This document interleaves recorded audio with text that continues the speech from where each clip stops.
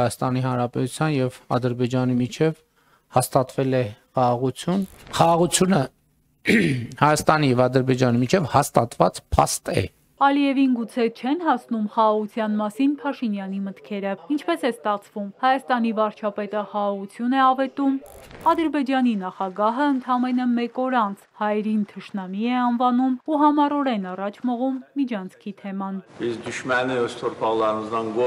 Թշնամուն վռնդեցինք մեր հողերից եւ այսօր հրաշալի կյանք ենք կառուցում։ Զանգիլանը կդառնա ամենակարևոր տրանսպորտային հանգույցներից մեկը։ Այստեղից կձգվեն եւ Զանգեզուրի եւ Արազի միջանցքները։ Հəm Զանգեզուր դահլիզի, հəm Araz դահլիզի։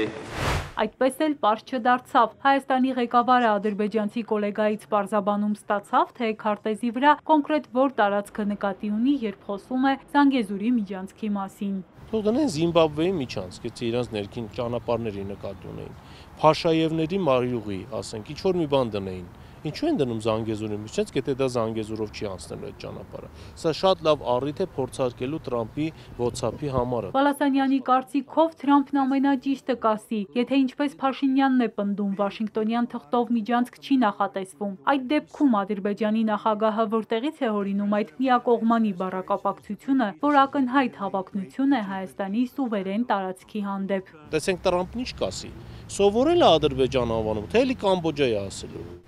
Ադրբեջան։ Մի փոքր դժվար, բայց արդեն արտասանում է Ադրբեջան անունը։ Այլ հարց է, որ ԱՄՆ նախագահը հայ-ադրբեջանական խաղաղության միջնորդ լինելով հակամարտության մանրամասներին այնքան էլ չի տիրապետում։ 38 years it went on. Millions of people killed. Դա շարունակվում էր 38 տարի, միլիոնավոր մարդիկ են սպանվել, բայց մենք լուծեցինք այդ հարցը։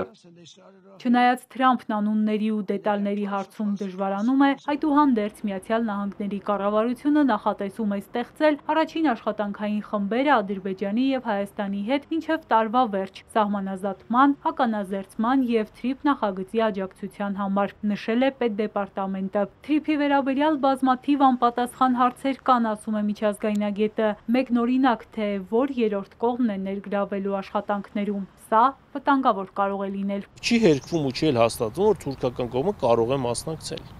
Այսինքն սա ոչ թե դառնում է միջազգային մայրուղի, սա դառնում է թուրքական աշխարհի համար ճանապարհ։ Սա դառնում է պանթուրքիզմի համար մի հատ ինչ-որ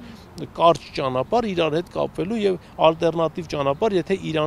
Իրանում գործողություններ սկսվեն եւ Թուրքիան ու Ադրբեջանը չկարողանան կապվել իրար հետ։ Որն է լինելու այստեղ Հայաստանի օգուտը։ Փաշինյանի կառավարությունը բացատրում է, թե ապաշրջափակվելու են Հայաստանի ճանապարհները դրանից բխող տնտեսական բազմաթիվ օգուտներով։ Ալիևի վերջին, այսպես ասած, լավությունն է հիշեցնում վարչապետը։ Ղազախական ցորենը Հայաստան կհասնի առանց Ադրբեջանի արգելքի։ Եվ դա տեղի ունենալու Ադրբեջան-Վրաստան, Հայաստան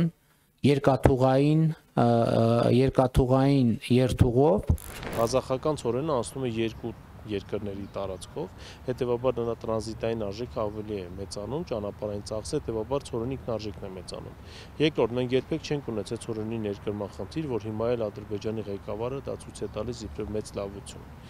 Երրորդ, Ղազախստանը ինքը չունի այդքան ցորեն, որ կարողանա արտահանել, այսինքն Ղազախստանը 2024 թվականին զբաղեցնում էր աշխարհում 14-րդ տեղը ցորենի արտահանման։ 2025 թվականին ցորենի արտահանումը նվազել է 38%-ով։ Ղազախստանից 1 կամ 2 էշելոն, այսպես ցորենը գալը Հայաստան, դա ըստության ոչ մի հարց չի լուծում, քանզի Հայաստանի